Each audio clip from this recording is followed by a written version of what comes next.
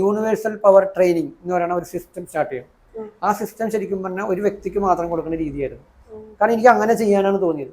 അപ്പൊ അങ്ങനെ ചെയ്തെന്ന് പറയുമ്പോൾ നമ്മൾ ഒരാൾക്ക് വേണ്ടി മാത്രം സമയം സ്പെൻഡ് ചെയ്യണോണ്ട് തന്നെ എനിക്കൊരു ലെവലിന് മേലെ എമൗണ്ട് കുറക്കാൻ പറ്റില്ല. അപ്പൊ അങ്ങനെ ചെയ്യണ്ടെങ്കിൽ ഞാനിത് അനൗൺസ് ചെയ്യണില്ലായിരുന്നു. ഇപ്പൊ ഓൾറെഡി ഇപ്പൊ ഇയാൾ ചോദിക്കുന്നു, ഞാനിപ്പോ ഇത് പറയുന്നു.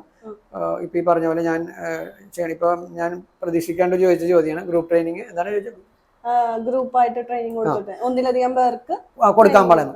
അപ്പൊ ശരിക്കും പറഞ്ഞാൽ ഞാൻ ബാലായിനോട് വരെ പറഞ്ഞായിരുന്നു, ബാലായി നമുക്ക് ഇങ്ങനെ ഒരു പ്ലാനിങ് ചെയ്താലോ, നമുക്കിനി മീൻസ് ഇപ്പൊ അങ്ങനെ ചെയ്യണതിനെ മീൻസ് ഇങ്ങനെ കുറച്ച് പേര് ഇങ്ങനെ റിക്വസ്റ്റ് ചെയ്യുന്നുണ്ട്, എനിക്കിങ്ങനെ ഇൻഡിവിജ്വൽ ചെയ്യാനുള്ള പൈസ ഇല്ല, സാമ്പത്തിക ബുദ്ധിമുട്ടുണ്ട്. അത് സാധാരണ ആൾക്കാർ, കഷ്ടപ്പെടുന്ന ആൾക്കാരുണ്ട്, ഇതുപോലെ കടക്കണിലിരിക്കുന്ന ആൾക്കാരുണ്ട്. അവർക്ക് ചിലപ്പോൾ ഞാൻ ഈ പറയുന്ന ഫീസ് പോയിട്ട് ഒരു 100 രൂപ പോലും തരാൻ പറ്റാത്ത ആൾക്കാരുണ്ട്. ഇത് മന്ത്ലി ഫീസാണ് ഞാൻ ചെയ്യണത് ഇൻഡിവിജ്വൽ ട്രെയിനിങ്.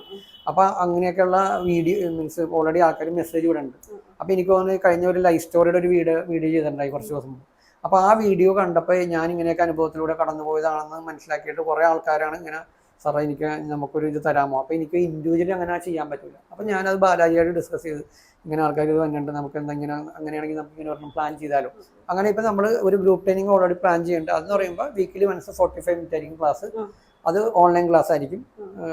പേഴ്സണലി ഉള്ള ഇതുണ്ടാവില്ലെന്ന് മാത്രം. പക്ഷെ ഈ പറഞ്ഞ പോലെ നമ്മൾ ഈ നിർദ്ധരായിട്ടുള്ള ആൾക്കാർക്കും പൈസക്ക് ബുദ്ധിമുട്ടുള്ള ആൾക്കാരെ ഉദ്ദേശിച്ചിട്ടാണ് അങ്ങനെ ഒരു ട്രെയിനിങ് പ്ലാൻ ചെയ്യണം. അത് ഇമ്മീഡിയറ്റ്ലി ഇപ്പൊ സ്റ്റാർട്ട് ചെയ്യാനുള്ള രീതിയിലാണ് നിൽക്കണം. അപ്പൊ അത് സ്റ്റാർട്ട് ചെയ്താൽ റെഗുലർ പോകാന്ന് വിചാരിക്കണം. അതായത് ഇനി ലിമിറ്റേഷൻ ഇല്ല. അതായത് വീക്കിലി വൺസ് ലൈഫ് ലോങ് ഒരാൾക്ക് അറ്റൻഡ് ചെയ്യുക. ഫീസ് എന്ന് പറഞ്ഞാൽ ഈ ക്ലാസ് അറ്റൻഡ് ചെയ്യാൻ വരുന്ന ആൾക്ക് എന്ത് തരാൻ പറ്റും അത് തന്നാൽ മതി. മാസമാണ് ഫീസ്. അപ്പൊ മാസം തന്നെ ഒരാൾക്ക് എല്ലാ മാസം 500 രൂപ തരാൻ പറ്റുമെങ്കിൽ 500 രൂപയോ, 100 രൂപ തരാൻ പറ്റുള്ളൂ 100 രൂപയോ. ഇതൊന്നും തരാൻ പറ്റൂല, നിവൃത്തിയില്ല, തരണ്ട.